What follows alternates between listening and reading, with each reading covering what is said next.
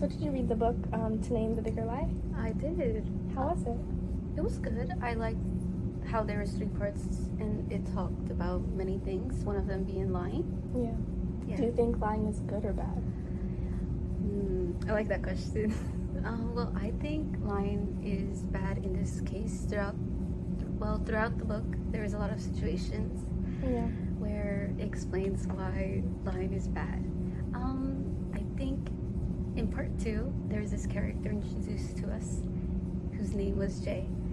He wasn't close friends with the author Sarah, but I think jealousy throughout in the part, his jealousy showed that Sarah's was getting the job, and he falsely accuses Sarah's wife Martha of sexual assault accusations, allegedly. And throughout this part 2, Jay plays like the victim in some sort of way, or even her friend. He's saying like, hey, like, what's going on?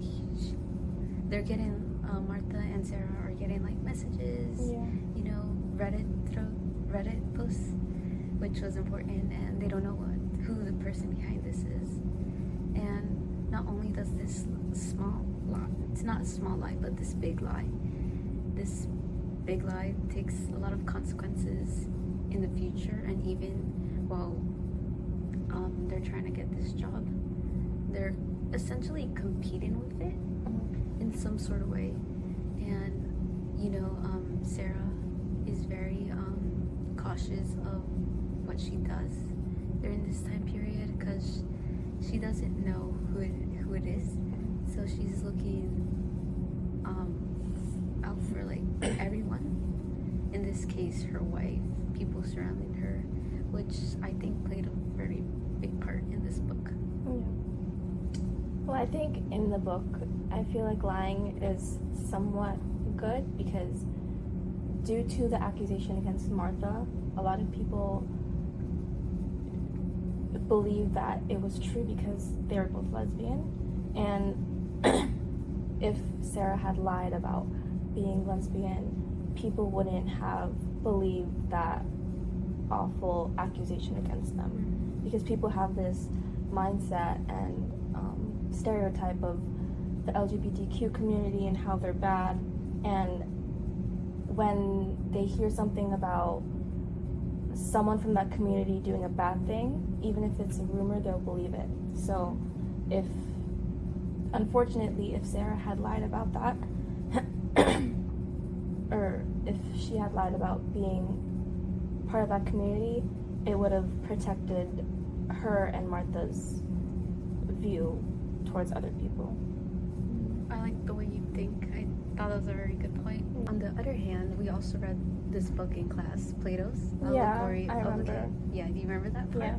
Well, it's very it talked about the concept of lying, of course, but it revolved about prisoners living in this cave, unable to face reality by the lies. Yeah. And they were essentially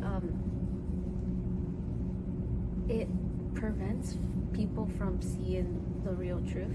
So it's basically, in some sort of way, it traps people in ignorance because they're unable to see these lies. The prisoners, there's this part in the book where this person gets out of the cave and essentially they see the real world, and they come back into the cave and they tell the prisoners about how like great it is, to essentially open their eyes, but they're facing this reality where they don't want to face. They're living in the lie, basically in the simulation. Yeah, that's a really good point.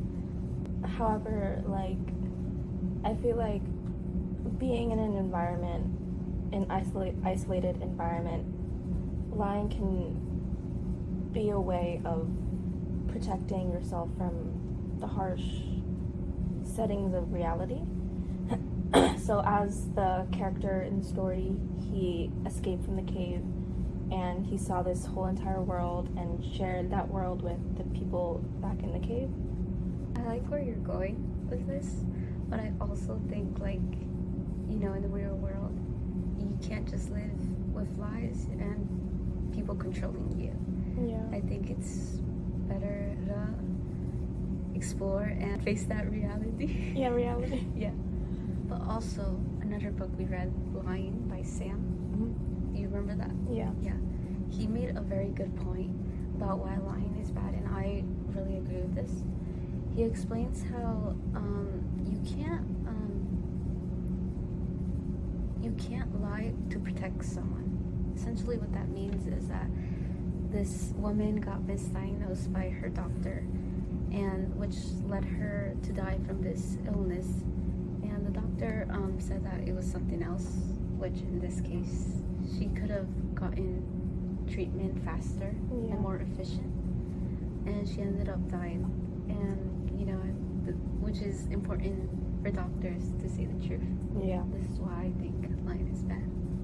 Yeah, I think although lying can sometimes protect people from harsh realities and feelings, it can also, like you said, like destruct a person's life. It can cause pain, like in To Name the Bigger Lie book with Sarah and her wife, and also like kind of hiding reality by lying. So I think your points are very good, and I think lying is mostly bad. I'm glad you agree with me. Yeah. Okay, so here's a good question. Would you rather live in a world where everyone told the truth, or would you rather live in the world we live in now where people lie? Say how I would live in a world where everybody says the truth. Like you mentioned in the first movie we saw, you know, everybody in the film, every person is letting out their thoughts and, you know, being real, which I feel like we need that right now in the current world. You know, everybody lies, and, you know, we see that with like higher leaders, you know. I'll say, like, let's preach what they say. So yeah, I feel like lying in a world may kind of not make a better world, but kind of protect people. And you know, the thoughts we think about, sometimes they're too harmful or they're too bad. Like, oh, like you see someone with an ugly outfit on, you don't go up to them and be like, oh, like, hey, your outfit's ugly. Yeah. Like, talk to them like normal person. And yeah, lying is bad if you do it for a bad intention, but if you do it for a good intention, like not saying your bad thoughts about things. And sometimes, like, white lies, they can be good. Yeah, I feel like lying sometimes is good, but most of the time it's bad. So I agree with you. Thank you. Yeah. So we agree that lying is bad. Yeah. And then it cuts out.